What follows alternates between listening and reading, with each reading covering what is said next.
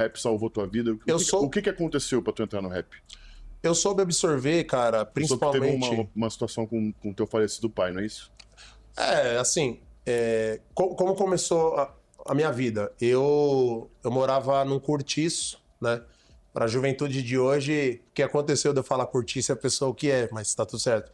O melhor exemplo é o Chaves. Cortiço era um local onde moravam várias famílias em casas separadas, obviamente. Então eu morava num cortiço com mais 2 ou 3 famílias, eu não lembro agora, com a minha mãe. Uma mini vila, né? Uma mini vila.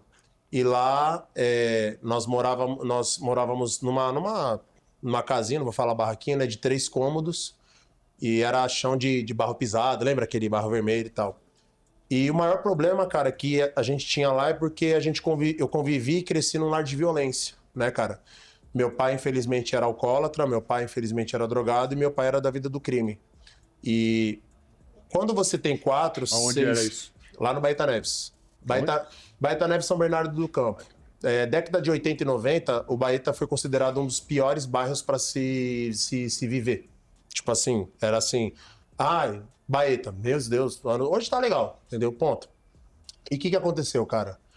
Dos 4 aos 6 anos, você não tem muita maturidade cognitiva para entender certas coisas. Você ou cresce por traumas ou cresce por repetição. Então você sabe o que é e o que não é.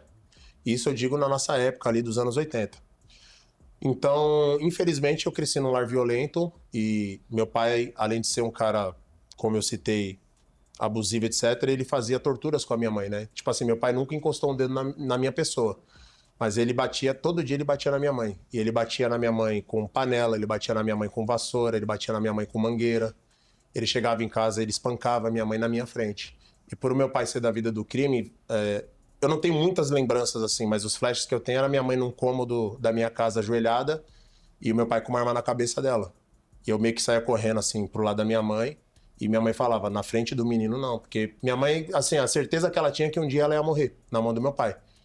Aí meu pai, tipo, guardava a arma e falava, eu não vou te matar hoje não. Então, a gente fugiu várias vezes do meu pai, só que ele achava a gente, né? E quando achava, cara, era uma surra na minha mãe. Então, tipo assim, caramba, eu era uma criança que ficava... Eram 3 cômodos, era a sala, a cozinha e um quarto, e o banheiro era coletivo. Era o banheiro para todo mundo.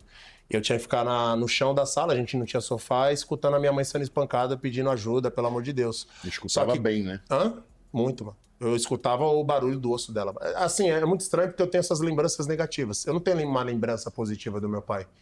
E, cara, todo mundo tinha medo, porque o meu pai saía armado lá e falava, ó, quem vir aqui vai levar.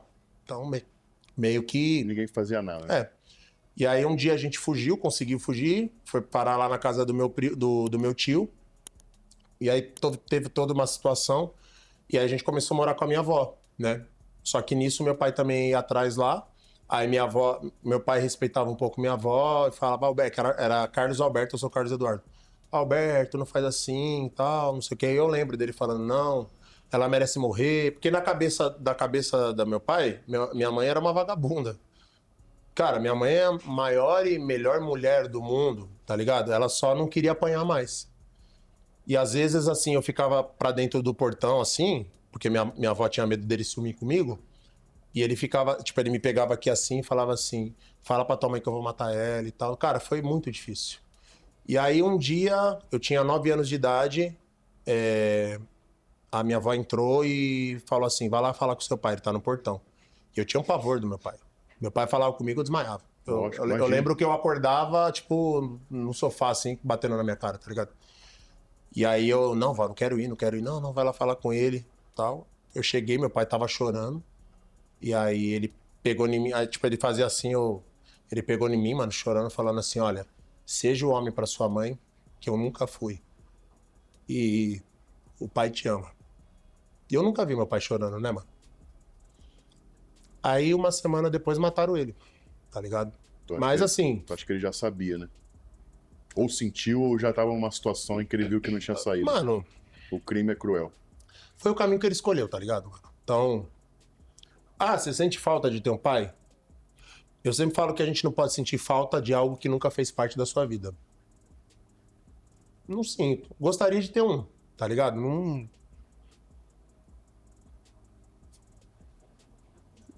sei o que é ter pai. Então acho que até esse vínculo de paizão, esses baratos assim, por muita coisa que eu sofri. E aí, no velório, né, o caixão foi lacrado. Deve ter tomado tiro até umas horas. Eu lembro até hoje, foi até curioso, cara. Eu lembro até hoje uma tia, na época era tia rica, né? Nossa, não vou citar nome, porque eu voltei a ter. Depois de velho que eu fui. Lembra que eu te falei que se a gente não perdoa, a gente compreende? Depois de velho, eu voltei a ter contato com a família do meu pai. Uma tia minha, a minha mãe tava ali perto do caixão, aquela coisa de velório, né? E aí chegou, minha tia chegou pra minha mãe e falou assim: olha, você sabe que infelizmente o menino vai pro mesmo caminho, né? E ele não vai passar dos 30. Meu pai morreu com 33. Eu acho que não é coisa pra se falar ali na hora, né, mano? Então, eu e minha mãe, a gente passou extrema dificuldade, irmão. A gente passou fome, a gente passou muita coisa, tipo assim, muita coisa que não foi fácil. Em 2016 perdi minha avó também, que ajudou, enfim. E a merda é o quê? Quando eu comecei a morar lá na minha avó e meu pai faleceu, a gente tinha um primo nosso que já faleceu também, que era bem mais velho, que era alcoólatra também. Só quem apanhava era eu, porque ele chegava lá alcoolizado e tal, bababá, e aí tinha toda a treta. Ele nunca levantou o dedo pra minha avó, pra minha mãe, mas descontava em mim. Então, mano, todo dia ia pra escola com olho roxo. Eu cresci revoltado, Léo. Eu não fui uma pessoa fácil, não. Hoje tem até gente que me vê assim e tal, fala, nossa, você tá vivo, ou tá muito feliz pela minha vida, porque se eu não apanhava na escola, eu apanhava em casa, tá ligado? Eu tive uma criação difícil com a minha mãe também, depois que a minha avó faleceu, enfim.